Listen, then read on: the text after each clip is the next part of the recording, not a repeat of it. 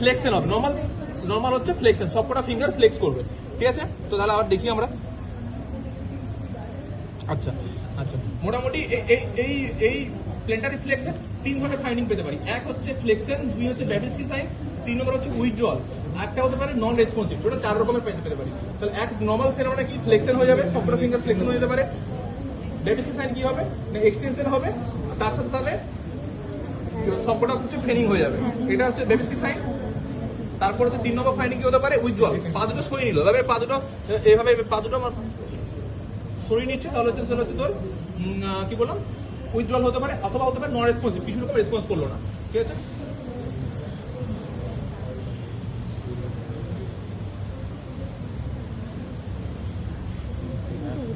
তো এটাতে বেবিসি রয়েছে, ঠিক আছে। এটা উইথড্রল হচ্ছে, এটা ফ্লেক্সন হচ্ছে, বেসিক্যালি এটা ফ্লেক্সন আছে, এটা ফ্লেক্সন আছে। তো আমাকে আমার মেন রিকুইজিট কি হবে না, প্রথমে হচ্ছে পুরো এক্সপোজ করবো, 2 নম্বর আমি লোকাল প্যাথোলজি এখন রুল আউট করে নেবো, 3 নম্বর আমি এভাবে হালকাভাবে ধরবো, ধরার পর আমি নিচে থেকে উপরে যাবো আপ টু সেকেন্ড টো পর্যন্ত। এটা পুরোটা কমপ্লিট হলো, এটাকে বলছে প্ল্যান্টার রিফ্লেক্স। তো প্ল্যান্টার রিফ্লেক্সের কয়েকটা ইকুইভ্যাল রয়েছে। ইকুইভ্যাল মানে কি, যখন প্ল্যান্টার রিফ্লেক্স আমরা পাবো না তখন বাকি রিফ্লেক্সগুলোকে আমাকে দেখতে হবে। তখন সেগুলো কি, তার মধ্যে একটা হলো বল জানিস কিনা, চ্যাডক সাইন। চ্যাডক সাইন মানে কি, উপরে dorsal aspect of the foot, তার একদম লেটার এসপেক্টে আমরা স্ট্রাইক করব। তো এটা এতেও কিন্তু আমরা পেতে পারি, যদি সাটেল যদি কোনো ফাইবার, সবকটা ফাইবার যদি লিসেন না হয়, কয়েকটা ফাইবার লিসেন হয়েছে, সেক্ষেত্রে আমরা পেতে পারি, এটাকে বলে চ্যাডক সাইন। যদি আমরা letter aspect of the foot যদি আমরা স্ট্রাইক করি, তাহলে যদি কিছু পাই সেটা হচ্ছে তোর চ্যাডক সাইন। চ্যাডকের পর হচ্ছে একটা সাইন রয়েছে, এটা হচ্ছে ওপেন হাইম সাইন। মানে কি হবে, হিল থেকে এই নিচের দিকে নিয়ে যাবো, এটাকে বলা হচ্ছে ওপেন হাইম সাইন, ঠিক আছে। আচ্ছা, এরপর হচ্ছে যদি কাম মাসেলকে স্কুইজ করি, তাতে দেখ এটা হচ্ছে, তো এটা যদি হয় তাহলে সেটাকে আমরা বলবো গর্ডন সাইন, ঠিক আছে। স্কুইজ যদি করি এটা হচ্ছে গর্ডন সাইন, ঠিক আছে। আচ্ছা, এরপর কি, এরপর হচ্ছে সেপার সাইন। যদি অ্যাচিলিস চ্যাডক যদি স্কুইজ করি, তাহলে যদি হয় সেটা হচ্ছে সেপার সাইন। আচ্ছা, এরপর আর দুটো জিনিস রয়েছে, যদি পিন দিয়ে যদি পিঞ্চ করি, একে বলা হচ্ছে বিঞ্চ সাইন, ঠিক আছে, বিঞ্চ সাইন। আর এটা যদি সাডেন যদি ডরসিফ্লেক্স করে দিই, ওকে বলা হচ্ছে মনিট সাইন। এটা 6খানা সাইন কিন্তু মনে রাখতে হবে। তাহলে একটা বললাম ওপেন হাইমার থেকে ওপেন হাইম এটা, ঠিক আছে, ওপেন হাইম এটা। আচ্ছা, এটা হচ্ছে চ্যাডক, আচ্ছা, এটা হচ্ছে গর্ডন, এটা গর্ডন। আর এটা হলো সেফার, আর এটা যদি পিন দিয়ে যদি পিঞ্চ করি, পিঞ্চ থেকে পিঞ্চ।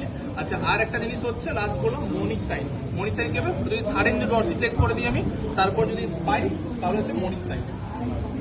अच्छा टोटल एकाई बैलेंस की আছে বল मेरे को तो कोई भी साइन नहीं दिख रहा है यार, बस नाम सुनाई दे रहा मेरा मतलब डॉर्सी फ्लेक्शन हो रहा है, प्लैंटर फ्लेक्शन वो भी तो नहीं समझ में आ रहा था। हाँ जो मेन साइन होता अच्छा, है तो समझ नहीं आया। हाँ जब देख आप समझ में आया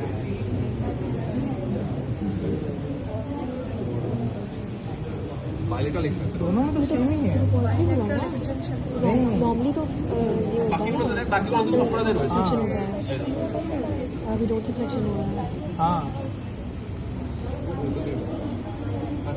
তো তাহলে বাকি কয়েকটা ইকোনমিক্যাল আমাকে দেখতে হবে। আচ্ছা, এরপর এরকম যে পায়ে যেন আমরা করছি প্লেন্টার রিফ্লেক্স, কিন্তু হাতে এরকম একটা রিফ্লেক্স রয়েছে।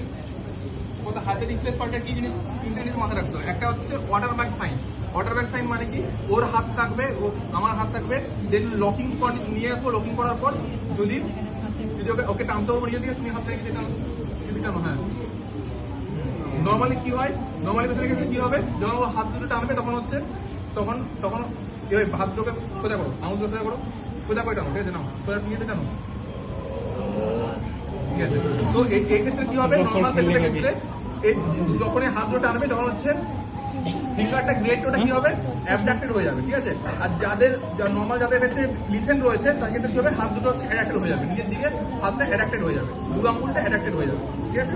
আচ্ছা, এটা লিসেন রয়েছে। তো ওয়াটার ব্যাগ সাইন, দেন আরেকটা সাইন রয়েছে হপম্যান সাইন। হপম্যান সাইনের ক্ষেত্রে কি করতে হবে না, মিডল ফিঙ্গার নেবো, মিডল ফিঙ্গার নেওয়ার পর আমরা এখানে ফিক্স করবো। আমরা ফিক্স করলাম, ফিক্স করার পর আমরা নিচে যদি নামিয়ে দিই, তাহলে বাকি ফিঙ্গারগুলো কি হবে, বাকিগুলো ফ্লেক্স হয়ে যাবে, আর তার সাথে সাথে বুড়ো আঙুলটা অ্যাডাক্টেড হয়ে যাবে। তো এটা হচ্ছে যদি হয়ে যায় তাহলে সেটা প্যাথোলজি